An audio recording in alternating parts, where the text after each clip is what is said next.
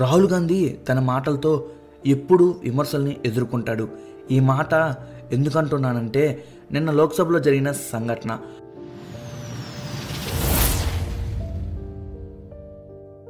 రాహుల్ గాంధీ హిందువులందరినీ హింసాత్మకులు అని నోరు జారాడు. నిజంగా నోరు జారాడా లేదా అలా వచ్చేసిందా? ఆయనకు అసలు ఏం చెప్పాలనుకున్నాడు? అతను బీజేపీలో ఎక్కువ మంది హిందువులు ఉన్నారు కాబట్టి, బీజేపీ అంటే హిందువులు కాబట్టి, సో బీజేపీని అనబోయి హిందువుల్ని అని అన్నాడా? అసలు ఆయన ఏమన్నాడో ఇప్పుడు మనం వీడియోలో చూద్దాం. और जो लोग अपने आप को हिंदू कहते हैं वो 24 घंटा हिंसा हिंसा हिंसा, नफरत नफरत नफरत, असत्य सत्य असत्य। विषय बहुत गंभीर है। पूरे हिंदू समाज को हिंसक कहना ये गंभीर विषय है।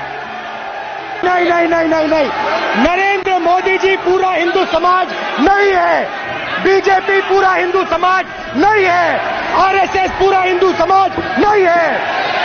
సరే, ఇది పక్కన పెట్టు. రాహుల్ గాంధీ హిందువుల్ని హింసాత్మకులు అని అన్నాడు, బాగానే ఉంది. మరి యేసుక్రీస్తు ఏం చెప్పాడు? హిందువులు దుర్మార్గులని చెప్పాడా? గుండాలని చెప్పాడా? మరి లోక్సభలో ఎందుకు యేసుక్రీస్తు అలా అనడు అని చెప్పాడు? ఒకసారి వీడియో చూడండి. जीसस क्राइस्ट की इमेज में भी अभय मुद्रा, डरो मत डराओ मत। और जीसस क्राइस्ट ने कहा कि अगर आपको कोई थप्पड़ मारता है तो दूसरा गाल दिखा दो। उसके बाद ఇక్కడ దేవుడి పేరు ఎందుకు వచ్చింది? యేసుక్రీస్తు గురించి చెప్పాలనుకుంటే ఈ సెక్షన్స్లో చెప్పకూడదు. ఎందుకంటే డైరెక్ట్గా యేసుక్రీస్తును నమ్ముతాను అని డైరెక్ట్గా ఆయన చెప్తున్నట్టుంది. అందరి దేవుళ్ళ కన్నా యేసుక్రీస్తు మాత్రమే గొప్ప దేవుడు అని ఆయన మనసులో ఉందేమో అని బీజేపీ వాళ్ళు భావిస్తారు. ఖచ్చితంగా రాహుల్ గాంధీకి యేసుక్రీస్తు అంటే నమ్మకం ఉండొచ్చేమో, లేకపోతే యేసుక్రీస్తు అలా అనడు అని ఎందుకు చెప్తారు లోక్సభలో? ఖురాన్ కానీ భగవద్గీత కానీ తన్నుకోండి, మానమంగాలు చేయండి, ఇంకోటి చేయండి అని చెప్తాయని ఆయన ఉద్దేశమా?